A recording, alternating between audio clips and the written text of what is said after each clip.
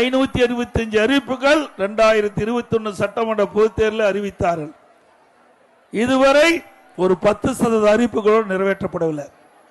ஆனா இன்றைய முதலமைச்சர் திராவிட முன்னேற்ற கழக தலைவர் திரு ஸ்டாலின் அவர்கள் 98% அறிவிப்பை நிறைவேற்றப்பட்டதாக ஒரு பச்சை பொய்யை முழு பூசணிக்காயை சோற்றில் மறைத்துக் கொண்டிருக்கின்றார். உண்மைதானே? அவர் கொடுத்த வாக்குறுதி நிறைவேற்றிருக்கிறதா? உதாரணத்துக்கு இது கிராமம் நிறைந்த பகுதி. 100 நாள் வேலை திட்டத்தை 150 நாளாக உயர்த்தப்படும் என்று அந்த தேர்தல் அறிவிப்பில் வெளியிட்டார, நிறைவேற்றினாராமா? அப்படின்னா பொய் தானே வாக்குறுதியில சொல்லியிருக்கிறாங்க, பொய்யான வாக்குறுதி தானே.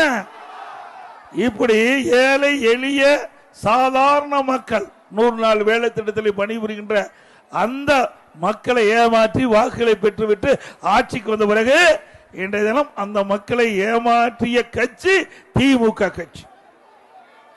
அதே போல மாதந்தோறும் 100 ரூபாய் சிலிண்டருக்கு மானியம் கொடுக்கிறாங்களாமா? அது ஏமாற்று வேலை தானே.